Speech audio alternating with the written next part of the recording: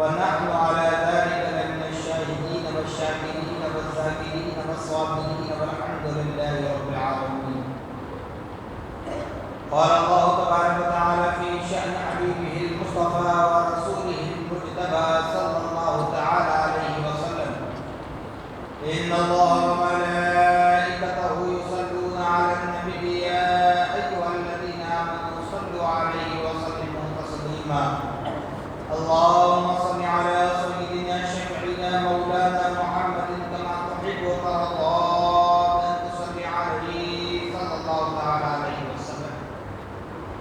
نبی علیہ میں قدر مرتبہ آواز میں درود پاک پڑھیں: اللهم صل على سيدنا شفيعنا مولانا محمد معدن الجود والكرم منبع العلم والحلم والهدى وآله وأصحابه وبارك وسلم صلاة وسلاما عليك يا رسول الله صلى الله تعالى عليك وعلى آلك وأصحابك وأزواجك وذرياتك وآل بيتك أجمعين.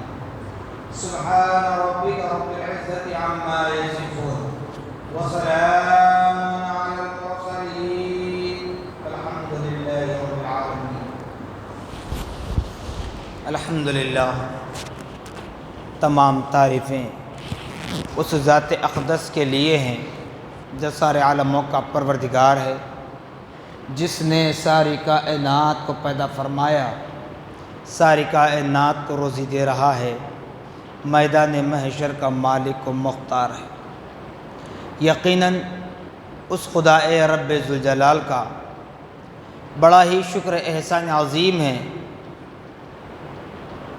کہ اللہ رب العالمین نے ہم اور آپ کو اپنی تمام پیدا کردہ مخلوقات میں انسان بنا کر پیدا فرمایا، ساتھ ہی ساتھ ہمیں اشرف المخلوقات کے درجے سے بھی سرفراز فرمایا۔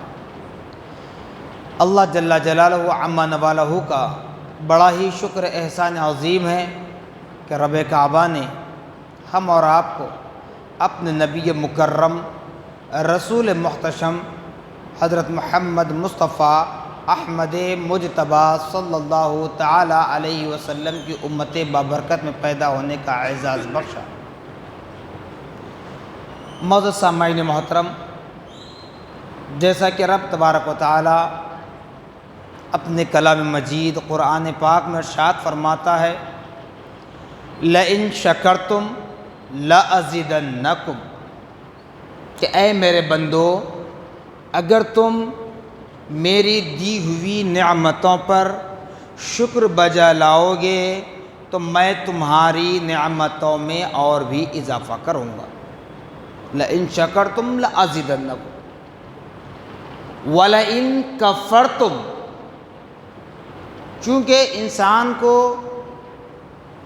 جب زندگی بسر کرنا ہے تو دونوں جانب دیکھ کر چلنا ہوگا۔ چاہے اگر آپ راستہ چل رہے ہوں، پیدل گاڑی چلا رہے ہوں، تب بھی آپ کو دونوں جانب دیکھتے ہوئے گاڑی چلانا ہے۔ تو ایسے ہی اسلام کا، قرآن کا، اللہ پاک کا معاملہ یہی ہے، جہاں اللہ پاک اپنے بندوں کو خوشخبریاں سنا رہا ہے، جہاں پیارے آقا محمد الرسول اللہ صلی اللہ تعالی علیہ وسلم خوشخبریاں سنا رہے ہیں اور یہ بتا رہے ہیں کہ دیکھنے میں عمل چھوٹا ہوتا ہے لیکن اس کا اجر و ثواب، اس کا بدلہ بہت زیادہ ہوتا ہے، جس کو ہم گمان نہیں کر سکتے، سمجھ نہیں سکتے۔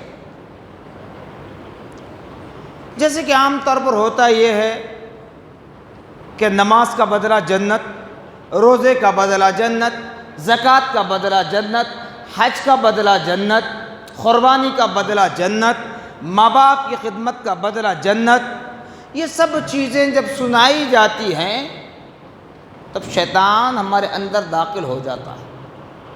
کیوں؟ وسوسہ ڈالنے کے لیے کہ تو نے اب تک کتنی نمازیں پڑھ لی اور کتنی نمازیں پڑھے گا، تو نے اب تک کتنے روزے رکھ لیے، اتنی ساری زندگی بتا دی۔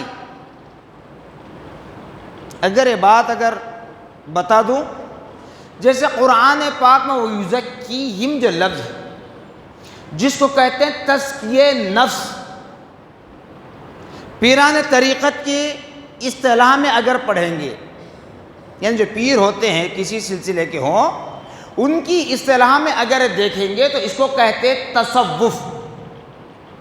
اور یہ بات بھی ذہن میں رکھ لیں، جب سے پیران پیر روشن ضمیر حضرت عبدالقادر جیلانی رحمۃ اللہ علیہ، خواجہ معین الدین چشتی رحمۃ اللہ علیہ، یہ سلسلہ قادریہ، نقشبندیہ، چشتیہ، سہروردیہ، یہ سلسلوں کے بانی پیدا ہوئے، فاؤنڈر پیدا ہوئے، اپنا ایک سلسلہ بنایا، تب سے تصوف نہیں بلکہ تصوف روز اول سے ہے، جس کو قرآن نے وَيُزَكِّيهِمْ فرمایا کہ نفس کا تزکیہ کرنا۔ اور پیارے آقا صلی اللہ علیہ وسلم کے بعد جب صحابہ تابعین کا دور گزرا، اس کو زہد و تقوی کا نام دیا گیا تھا۔ جیسے عابد و زاہد کہتے ہیں، زہد و تقوی، زہد یعنی اللہ کی عبادت کرنا، تقوی یعنی دنیا کے تمام اعمال سے پرہیز کرنا جس سے اسلام نے منع کیا ہے، اللہ اس کے رسول نے ناراضگی کا اظہار کیا ہے۔ بعض ایسے اعمال ہیں جس کو مکروہ قرار دیا گیا، تو مکروہ سے تو بچنا ہی ہے، لیکن مکروہ میں بھی دو قسمیں ہوتی ہیں، مکروہ تحریمی، مکروہ تنزیہی۔ مکروہ تحریمی جو ہے حرام سے قریب قریب ہوتے ہیں، بالکل 19-20 کا فرق ہوتا ہے۔ تو ایسے ہی زہد و تقوی اس وقت کہا گیا، اب پیران طریقت کا سلسلہ عام ہوا تو اس کو تصوف کہتے ہیں۔ جب یہ تعلیمات پڑھیں گے، شریعت کو جانیں گے تو پھر طریقت میں قدم رکھیں گے، طریقت کو جانیں گے تو یہاں وہ راز تمہارے پیران پیر تم پر کھول دیتے ہیں۔ اس لیے آج اس کو بتاتا ہوں چلو کہ شیطان وسوسہ ڈالتا ہے۔ کوئی نوجوان ہے، نماز کا بڑا پابند ہے، تو شیطان کیسے بہکاتا ہے؟ ضروری نہیں ہے کہ وہ ایک خوفناک شکل و صورت میں آئے، ایک غضبناک شکل و صورت میں آئے کہ تم ڈر جائیں، خوف کھا جائیں، نہیں، بلکہ بسا اوقات شیطان بالکل انسانی شکل میں آتا ہے۔ بسا اوقات شیطان ہمارے ہی افراد خاندان، ہمارے ہی فرینڈ سرکل، ہمارے ہی جاننے پہچانے والوں کی شکل میں آتا ہے، آ کر تمہاری اتنی تعریف کرتا ہے، اتنا چڑھا دیتا ہے کہ نوجوان تیری ہر سانس کو سلام، کہ تو نے اتنے سجدے کر لیے، اتنی نمازیں پڑھ لی، ورنہ آج جو لوگ اپنی عمریں گزار رہے ہیں وہ 5 وقت میں سے 1 وقت کی نماز بھی نہیں پڑھتے۔ نوجوان تیرے سجدوں کو سلام۔ اس طرح بہکایا جاتا ہے۔ ایک کہانی نہیں، انشاءاللہ آگے وہ بات بھی بتا دوں گا جو آپ نے بارہا سن لیا ہے، میں نے بتا دیا ہے، لیکن پھر یہاں پر بات بتا دوں تاکہ ہماری عقلیں ٹھکانے پر لگ جائیں۔ روزہ، رمضان کا روزہ صرف امت محمدیہ پر فرض ہے، تو وہاں پر بھی شیطان وسوسہ ڈالتا ہے۔ کیا؟ قرآن نے بیمار پر روزہ معاف کیا، تجھے بیماری لاحق ہو گئی ہے، روزہ چھوڑ دے۔ جی صاحبان محترم، رمضان کے روزوں کی فضیلت بارہا آپ نے سن چکے ہیں، لیکن ایسے بیمار پر قرآن روزہ معاف کر رہا ہے جس کے لیے اس کی وضاحت میں جائیں تو معلوم ہوتا ہے کہ جس ڈاکٹر، جس حکیم کے پاس آپ کا علاج چل رہا ہو، وہ ڈاکٹر یا حکیم سب سے پہلے مسلمان ہو، اس کے بعد اسلام کو جانتا ہو، برائے مہربانی سیل فون بند کریں، اسلام کو جانتا ہو، فرائض کو جانتا ہو، واجبات کو جانتا ہو، اس کی اہمیت کو جانتا ہو، اور وہ سب کچھ جاننے کے بعد ایک اچھا حکیم، اچھا ڈاکٹر ہے، اگر وہ ایک کہے کہ صاحب 1 وقت کی دوا چھوڑنے پر آپ مر جاؤ گے، اتنی کنڈیشن، اتنی بری حالت ہے آپ کی، ایسی تو کنڈیشن ہے آپ کی، 1 وقت کا روزہ، 1 وقت کی دوا، 1 وقت کا کھانا چھوڑنے پر آپ مر جاؤ گے، تو ایسی صورت میں روزہ معاف ہے، سمجھے؟ یا پھر بستر مرض پر ہی ہیں تو وہ الگ صورت ہے، زیر علاج ہے، دواخانے میں پڑے ہوئے بیڈ پر تو وہ الگ صورت ہے۔ لیکن ماحول ہمارے پاس کیا ہے؟ ذرا کھانسی ہو گئی، ذرا پیٹ میں درد ہو گیا، سر میں درد ہو گیا، تھوڑا سا جسم گرم ہو گیا، آنکھ گرم ہو گیا، بخار آ گئی، روزہ چھوڑ دیتے ہیں۔ تو شیطان بہکاتا ہے، شیطان تمہیں نیکی کے راستے سے ہٹانا چاہتا ہے۔ اسی طریقے زکوٰۃ کا معاملہ لیں، دنیا بھر کے شوق ہم کر لیتے ہیں، چاہے شادی بیاہ کا موقع ہو، چاہے عام زندگی ہو، کسی اور طریقے سے، کوئی اور طریقے سے دنیا بھر کے شوق ہمارے پاس ہوتے ہیں، لیکن جب زکوٰۃ دینے کی باری آتی ہے تو وہاں قرضہ بھی یاد آ جاتا ہے۔ زندگی بھر کے شوقوں میں قرض یاد نہیں آتا، شادی بیاہ کے اخراجات یاد نہیں آتے، بیٹی کی شادی یاد نہیں آتی، بیوہ کی شادی یاد نہیں آتی۔ لیکن جب زکوٰۃ کا معاملہ آتا ہے، جیسے موسم بہار رمضان ہمارے قریب آ جاتے ہیں، شیطان آ جاتا ہے، کیونکہ چھٹی ہونا ہے نا اس کو، ایک مہینہ اسے قید کر دیا جاتا ہے، تو وہاں پہلے سے آ کر وہ بہکا دیتا ہے، بہانے تلاش کیے جاتے ہیں، زکوٰۃ سے روکا جاتا ہے۔ اسی طرح حج کا معاملہ ہے، فرائض کی بات کر رہا ہوں، سنتیں واجبات نوافل کو بازو رکھ دیں، فرض، کیونکہ فرض کا انکار کرنا بلا شک و شبہ بلا تمثیل کفر میں داخل ہو جاؤ گے۔ حج کا بہانہ، بڑے بڑے ٹورز ہم کر لیتے ہیں، فیملی کے ساتھ، فرینڈ سرکل کے ساتھ، ہر موسم کے اعتبار سے نہ جانے کہاں کہاں چلے جاتے ہیں، پکنک پر نکل جاتے ہیں، نہیں؟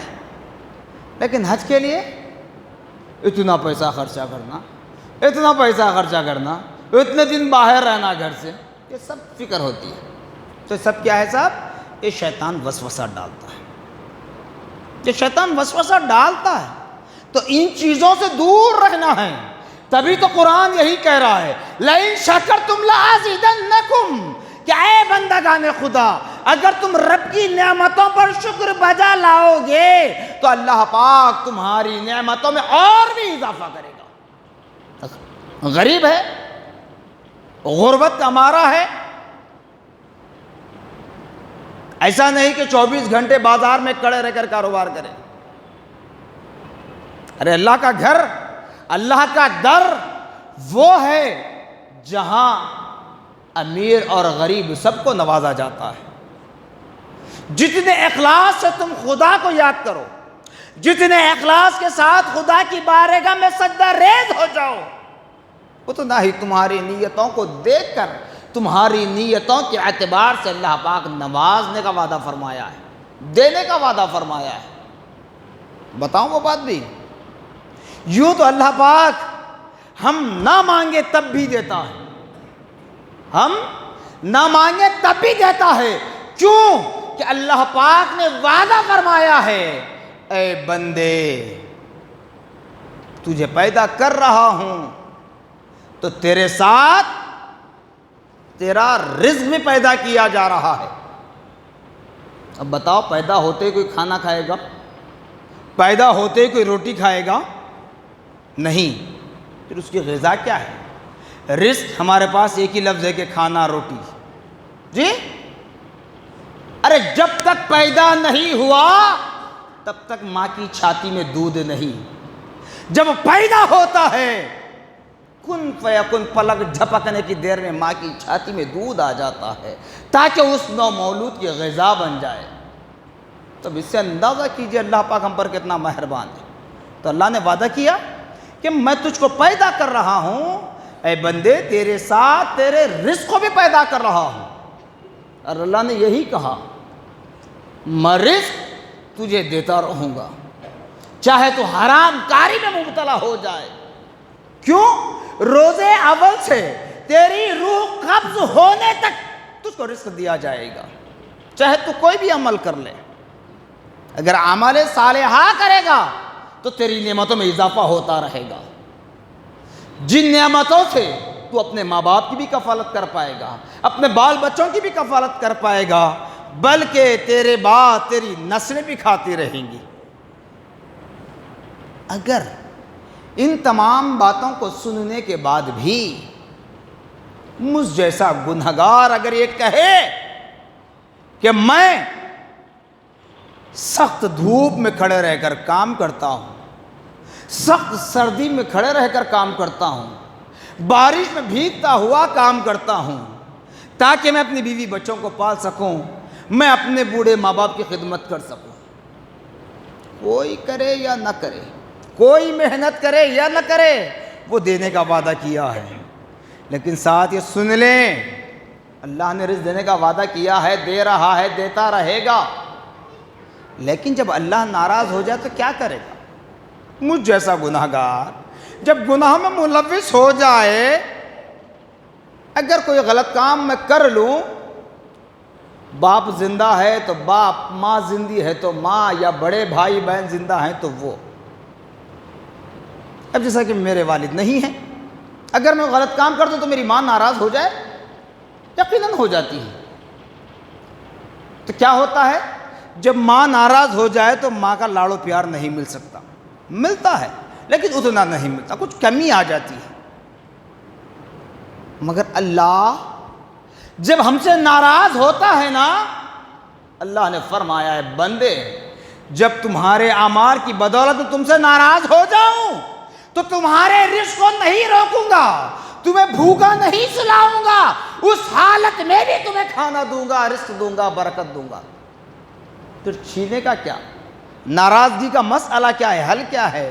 تو اللہ تعالیٰ فرماتا ہے جب میں میرے بندوں سے ناراض ہوتا ہوں تو ان سے سجدوں کی توفیق چھین لیتا ہوں، ان سے سجدوں کی توفیق چھین لیتا ہوں، ان کے گھر سے خیر و برکت کو اٹھا دیتا ہوں۔ یہی ہے قرآن آگے فرما رہا وَلَئِن كَفَرْتُمْ، اگر انکار کرو، انکار کرنے کے لیے خدا کا انکار کرنا، یا خدا کے کلام قرآن مجید کا انکار کرنا، یا خدا کے انبیاء و رسول کا انکار کرنا، یا نبی محمد الرسول اللہ صلی اللہ علیہ وسلم کا انکار کرنا، یہی انکار نہیں ہے، بلکہ انکار سے مراد اللہ اس کے رسول کی مرضی کے خلاف کام کرنا۔ جس کا دین اسلام سے کوئی رابطہ نہیں ہے، کوئی کنسپٹ نہیں ہے، ایسے کام انجام دینا یہ بھی وَلَئِن كَفَرْتُم میں آ جاتا ہے، انکار کرنے کے مانند ہے۔ تو کیا فرما رہا اللہ تعالیٰ؟ شکر ادا کرو، تمہاری نعمتوں میں اضافہ کیا جائے گا۔ وَلَئِن كَفَرْتُم، اگر انکار کرو، إِنَّ عَذَابِي لَشَدِيدٌ، بے شک میرا عذاب بڑی سختی کے ساتھ پکڑنے والا ہے۔ یاد رکھو میرا عذاب بڑی سختی کے ساتھ پکڑنے والا ہے۔ خدا را ایمان والے، اللہ اس کا رسول حاضر و ناظر ہے، کسی پر کوئی طنز کرنا مقصد نہیں ہے، کسی کے عمل سے مجھے کوئی تکلیف نہیں ہے، بس حق بات پہنچا کر راہ راست پر لانا مقصد ہے۔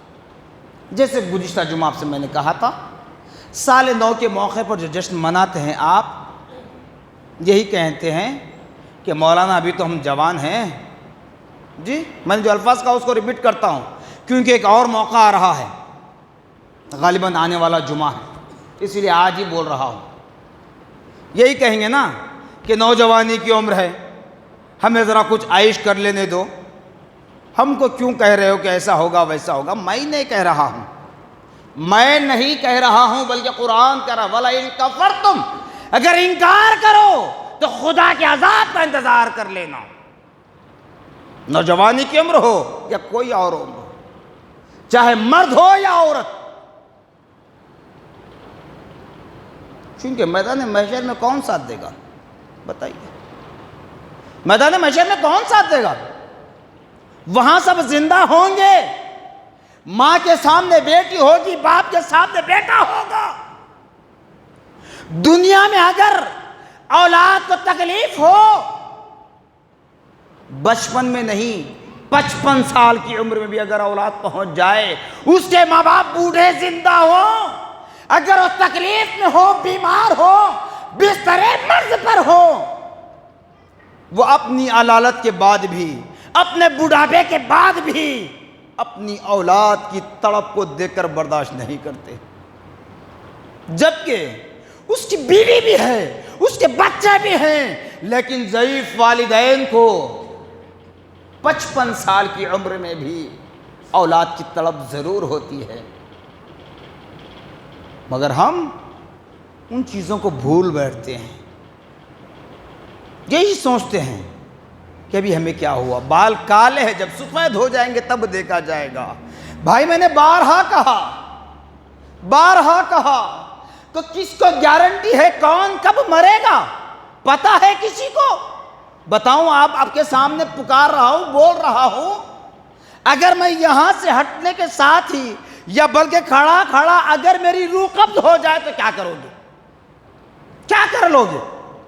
میرے پیارے آقا صلی اللہ علیہ وسلم نے فرمایا، آج تک سن رہے تھے، میں نے بارہ کہا ہوں یہ الفاظ کو، بول چکا ہوں، خود اب دیکھ رہے ہیں، جو 2 سال پہلے کے واقعات تھے، پھر اس مرتبہ پچھلے تقریباً 2 ہفتوں سے دیکھنے میں آ رہا ہے۔ میرے پیارے آقا صلی اللہ علیہ وسلم نے کیا فرمایا؟ لوگوں، جب بھی آپس میں ملاقات کرنا تو آخری ملاقات تصور کرنا، نہ جانے پھر ملاقات ہو یا نہ ہو۔ ایک اور حدیث پاک میں پیارے آقا نے فرمایا، لوگوں جب بھی تم سانس سے لینا تو اس کو آخری سانس تصور کرو، نہ جانے اگلی سانس بھی نصیب ہو یا نہ ہو، اللہ کی مرضی ہے، کوئی روک سکتے نہیں۔ اب دیکھیے، پچھلے 2 ہفتوں سے خود میں نے تقریباً 7 جنازوں میں شرکت کی۔ 2 دن تو ایسے مواقع ملے مجھے کہ ایک تدفین کر کے نکل رہے ہیں، دوسرا جنازہ آ رہا ہے، پھر فاتح سیوی میں شرکت کرے، 2 جنازے آئے۔ کیا ہے یہ سب کیا ہیں جو ہم اتراتے ہیں؟ اس لیے آپ سے اتنے سخت الفاظ میں کہنے کا مقصد یہی ہے کہ کسی غیر قوم کے تہوار میں شامل ہو کر اللہ کے عذاب کو دعوت نہ دیں، اللہ کے عذاب کو دعوت نہ دیں۔ دنیا میں بھی ذلیل ہوں گے، آخرت میں بھی ذلیل ہوں گے، پھر زمین کے اندر کیا عالم ہوگا آپ سوچئے۔ دنیا میں ظاہر سب تو زندہ ہیں، دیکھتے رہیں گے، میدان محشر میں بھی دیکھیں گے، لیکن نہ ماں بیٹی کی مدد کرے گی، نہ بیٹی ماں کی مدد کرے گی، باپ نہ بیٹے کی مدد کرے گا، نہ بیٹا باپ کی مدد کرے گا۔ ایک نیکی بھی اگر کم پڑ جائے، جس باپ کے نطفے سے ہم پیدا ہوئے، جس ماں کے کوکھ سے ہم نے جنم لیا، ان ماں باپ کے پاس جا کر کہیں گے، اے امی جان، اے بابا جان، ایک نیکی کم پڑ رہی ہے، ایک نیکی مجھے دے دو، میں جنت میں چلا جاؤں گا۔ تو ماں باپ کہیں گے، دنیا تھی تو بیٹا تھا، دنیا تھی اولاد تھی، دنیا ختم ناتا رشتہ ختم۔ یہاں نفس نفسی کا عالم ہے، نہ اولاد ماں باپ کی مدد کرے گی، نہ ماں باپ اولاد کی ہیلپ کریں گے۔ خدا را ایمان والو، پھر سے ہمارے غیر مسلم بھائیوں کا ایک اور تہوار آ رہا ہے۔ میں نے بارہا کہا، اگر آپ کو کسی چیز کا شوق ہے تو دیگر ایام میں اپنے شوق کو کر لیں، وہ بھی حدود میں رہ کر۔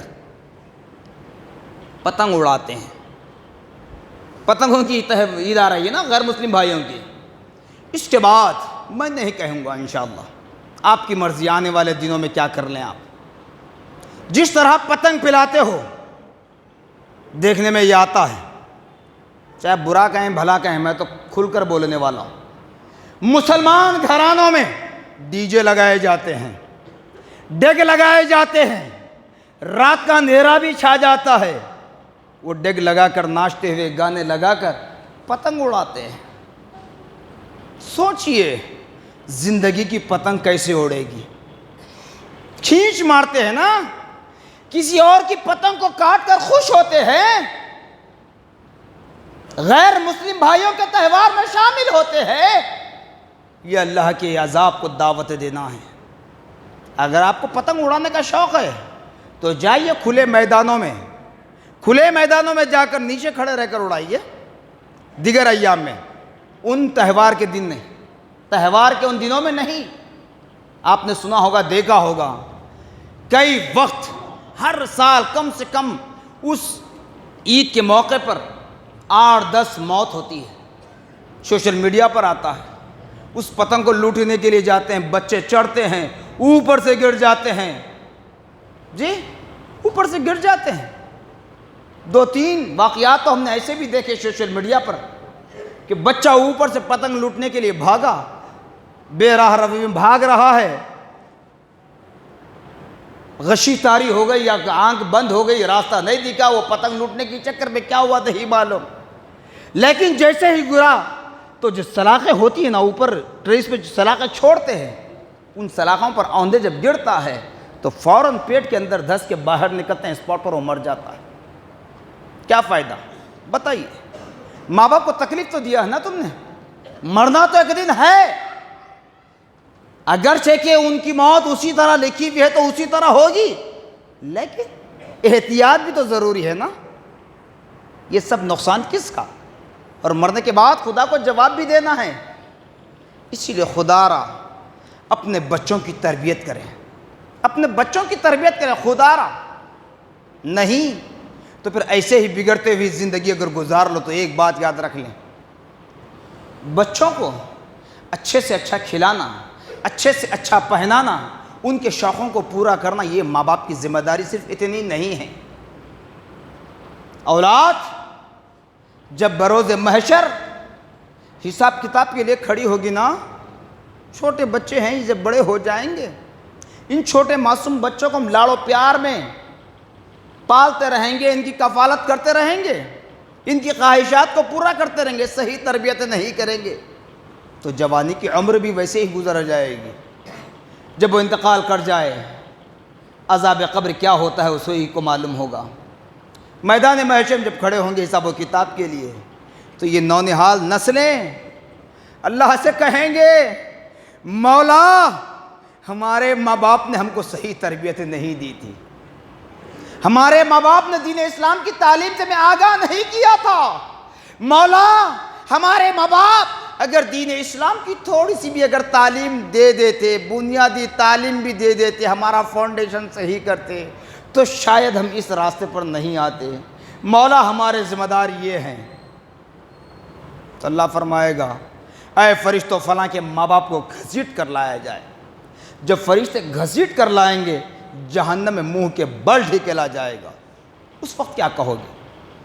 اس وقت کیا کہو گے؟ یہ سخت ترین الفاظ کہنے کا مقصد یہی ہے کہ ہم اپنے بچوں کی فکر کریں، ہماری زندگی جیسے اب تک گزری ہم توبہ استغفار کر کے رب کو منا لیں اور معصوم بچوں کی صحیح معنی میں تربیت کریں، غیر مسلم بھائیوں کے تہوار میں شامل ہونے نہ دیں، اور خود بھی اسی لیے ہمارے اکابر، ہمارے اسلاف نے یہ بتلایا ہے کہ غیر مسلم حضرات کے عبادتوں کے اعتبار سے، ان کے تہوار کے اعتبار سے جو چیز جو ماڈل بنائی جاتی ہے اس کا کاروبار ہی نہ کریں۔ اگر کہتا جاؤں تو بہت باتیں نکل جائیں گی اور بہت سے لوگ مجھ سے ناراض اور ہو جائیں گے، کیونکہ کاروبار صرف ایک نہیں ہے، آپ کو حلال کاروبار کرنے کی اجازت ہے۔ ایسے کاروبار کرنا گویا ہم بھی گناہ کا ذریعہ بن رہے ہیں۔ تو کاروبار اپنی جگہ ہے، وہ ذمہ دار آپ ہیں، لیکن اتنا ضرور کہوں گا، امت مسلمہ کے نوجوانوں کی حفاظت کیجئے، امت مسلمہ کے نوجوانوں کی حفاظت کیجئے۔ تقدیر میں موت جس طریقے سے لکھی ہے وہ آنی ہے، لیکن ایسی بے جا اموات سے اپنے بچوں کی حفاظت کریں، اللہ کے عذاب کو دعوت نہ دیں۔ غیر مسلم بھائیوں کے تہوار میں آپ شامل ہوتے ہیں تو خدا کے عذاب کو دعوت دینا ہے۔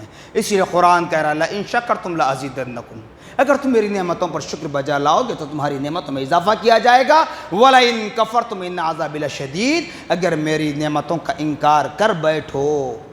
اس طرح غیر مسلم بھائیوں کے تہوار میں شامل ہونا بھی خدا کی ذات کا انکار کرنا ہے، ایکول ہے۔